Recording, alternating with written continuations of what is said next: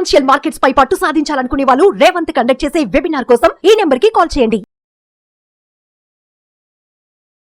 నమస్తే, welcome to Suman TV. నేను విష్ణు. ప్రస్తుతంతో పాటు senior stock market analyst Malempati Prabhu garu ఉన్నారు. వారితో మాట్లాడదాం. సార్ ప్రభు గారు నమస్తే. సార్ నమస్తే అండి విష్ణు గారు. సార్ ప్రభు గారు, ఏంటి మళ్ళా 3వ ప్రపంచ యుద్ధానికి సంబంధించిన వార్తలు పుంఖాలుగా వస్తున్నాయి. ఈసారి ఏ దేశాల మధ్య ఈ యుద్ధం వచ్చే అవకాశం ఉందంటారు? అసలు World War III సమస్య లేదండి, వచ్చే ఛాన్సులు చాలా తక్కువ ఉన్నాయి. ఎందుకంటే ఎక్కువ ఫ్లేర్ అప్ అవుతుంది అని చెప్పి బాగా అది ఎక్కువ బిల్డప్ ఇస్తా ఉన్నారు. సో 100% రాకపోవచ్చు. ఎందుకంటే న్యూక్లియర్ ప్రతి కంట్రీకి ఉన్నాయి.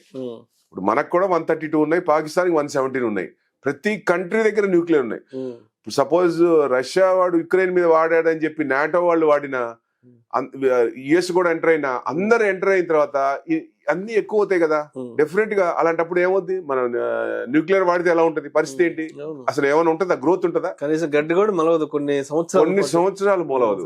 పరిస్థితి ఏంటి అంటే డెవలప్ కంట్రీస్ ఇంకా ఎట్లా డెవలప్ అవ్వాలని చూసుకోవాలి. కానీ ఈ మోడీ 100% చెప్పాడు యుద్ధాలు ఉండకూడదు, యుద్ధాలు వద్దు అని. అయినా కానీ ఈ రష్యాని కూడా మంచి క్లోజే, కొన్ని విన్నాడు ఆయన. ఈ యుఎస్ ఎలక్షన్స్ వచ్చిన తర్వాత ఆ యుక్రెయిన్ కూడా జెలెన్స్కీ కూడా నేను ఆపేస్తాననే పరిస్థితికి వచ్చాడు ఆయన.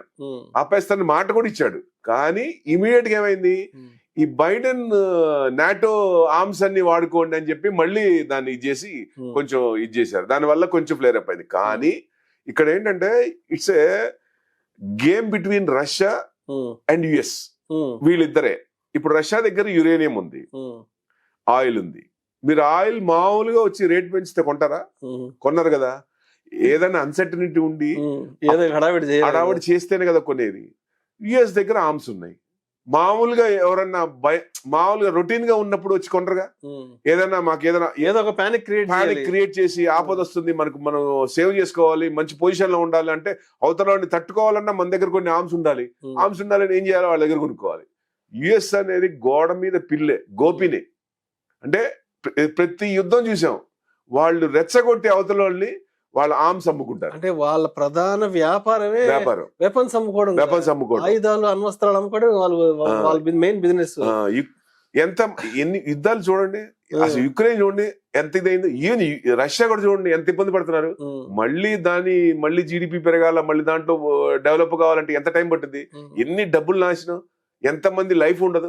అంటే పిర్రగిల్లి జోలపాడటం వాళ్ళే అమ్ముతారు, వాళ్ళే యుద్ధాలు రావడానికి కారకులు అవుతారు, మళ్ళీ వాళ్ళే ఇదంతా వద్దంటారు. డీడాలరైజేషన్ అవుతోంది. ఎస్, అంటే పెద్దన్న పొజిషన్స్ తగ్గుతోంది. ఎందుకంటే బ్రిక్స్ లో మనం చూసాం, రష్యా అని కూడా కొత్త కరెన్సీని పెట్టుకొని చూపించాడు. ఇది ఎందుకంటే అంటే రష్యా యుక్రెయిన్ మీద చేస్తున్నప్పుడు వాళ్ళు ఎక్కువ ఇది చేశారు కదా, మొత్తం కట్టడి చేసి అసలు మనీ కూడా హోల్డ్ చేసి బయటకు రానికుండా చేశారు కదా. సో అలాంటివి చేయకుండా ఫ్యూచర్ లో రాకుండా ఉండాలంటే మనం కొన్ని ఆర్మ్స్ కొనుక్కోవాలనే ఉద్దేశంతో మిగతా వాళ్ళు ఇది చేసి ఆర్మ్స్ కొనుక్కుంటారు. అట్లా వీళ్ళది ఇదవుతుంది. ఆయనేమో యురేనియము, ఆయిల్ అమ్ముకుంటారు. దానివల్ల వాళ్ళది అమ్ముకోవటమే తప్ప ఒరిజినల్ గా Ukraine is a part and parcel of Russia.